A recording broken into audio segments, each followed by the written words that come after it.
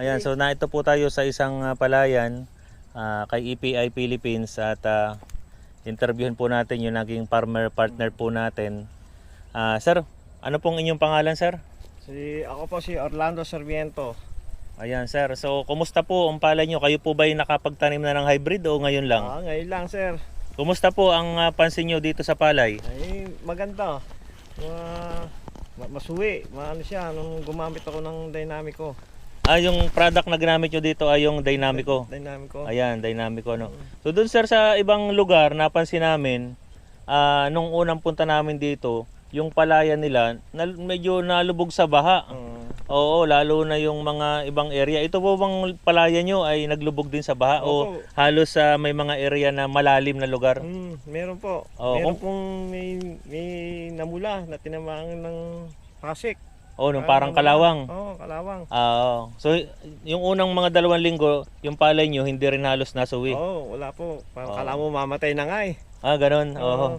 So, ano pong ginamit nyo o ginawa para po gumanda yung palay nyo? Nakagamit ako nung na-spray namin ng ICC. ICC para sa fungicide. Fungicide. Oo. At saka, ano pa ho yung isang ginamit nyo na product? Ang pagkakaintindi ko, pinalagyan din ng technician ng Umisync. Opo. Yung Umisync. Kumusta ho ang naging resulta nung nalagyan? Halos 3 araw, nanalbos agad. Agad. Nanuwi pa, ang bilis. Ayan, kaya pala po dun sa nilagay nyo dito sa inyong poster, ang sabi nyo, sa unang linggo ng pagkatanim ng palay, napansin nyo na naninilaw. Hindi nasuwi at parang mamamatay. Pero nung nilagyan nyo ng Umisync at Dynamico, ilang araw lang bumerde na ulit. Bumerde at nanuwi ka agad. Ayan, ano ho. Tingnan naman itsura ngayon.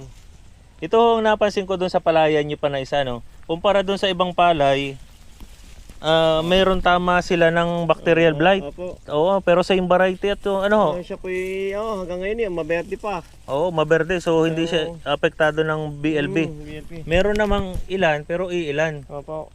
Oo. Ano pong ginamit nyo rito, sir? Yung ICC na nga ba? ICC po. Ayan, ito yung ICC. Katulad din pala dun sa isa, ginamit ni Sir Renato. Ayan, so ito yung ICC. Namin hanggang ngayon, maberde pa. Oo, maberde pa. So, sa tingin nyo, sir, tatanim pa ulit kayo ng hybrid? Ayaw po naman. Para gumanda ang dati pani-inbreed lang kami.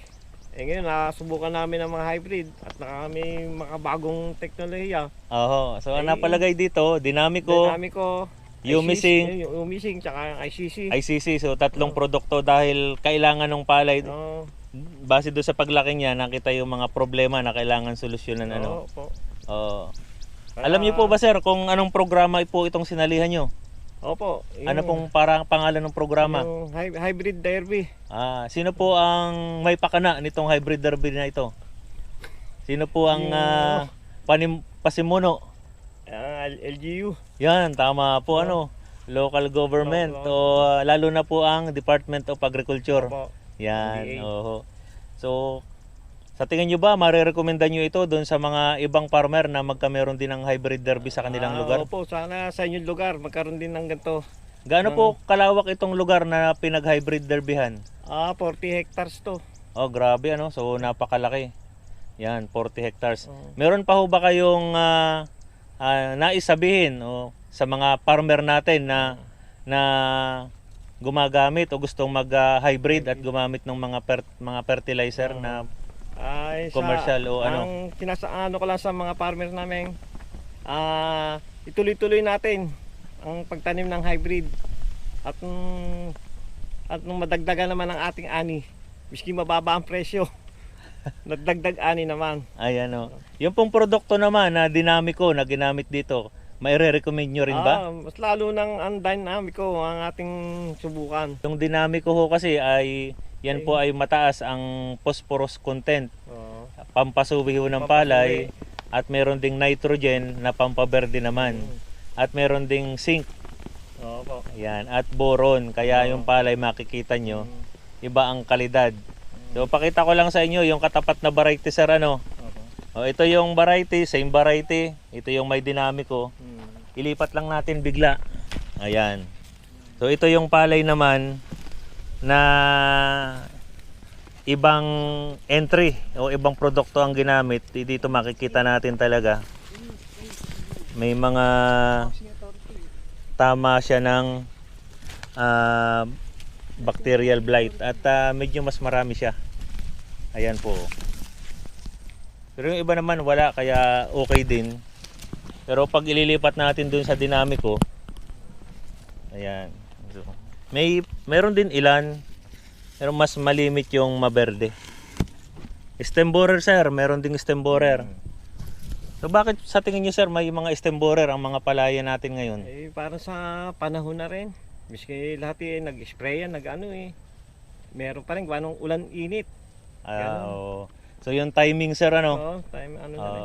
Isa po Nasa sa panahon na rin, na panahon ng may panahon ng stem borer, ganun dito sa amin. panapanahon din ano. So tinamaan na panahon Oo. ngayon ng stem borer. Opo. Yan. Doon naman po sa experience namin, ayon na rin sa pagkakasabi sa amin ng mga matatandang technician, pag ang palay mo daw ay masarap, Oo, atakahin yun, din ng Isa insekto. na rin nga yun. Yan. Yung Oo. ganun. So napansin ko rin sir, yung palay nyo doon sa parting lugar na yun, medyo ano ba siya, parang mga huli, pero may bunga. Opo. Bakit po ganun? Ay, yung mga tinamaan ng ano eh, nung ating nung tawag doon, yung pasek. Ay, Ng sink. Medyo, opo, sink. Yun yung nalit lang na konti. Na late Oo, pero humabol naman siya. nung na-sprayan ng Yumi sink. Yung sink. Okay sir. So okay, kuha ko na sir ano. At least nakahabol pa rin siya. Oo, nakahabol pa rin. Kita po doon sa parting dulo ano. Oo, medyo ano. So yun lamang sir ano. Maraming salamat po at Maraming salamat po. magandang tanghali po sa inyo.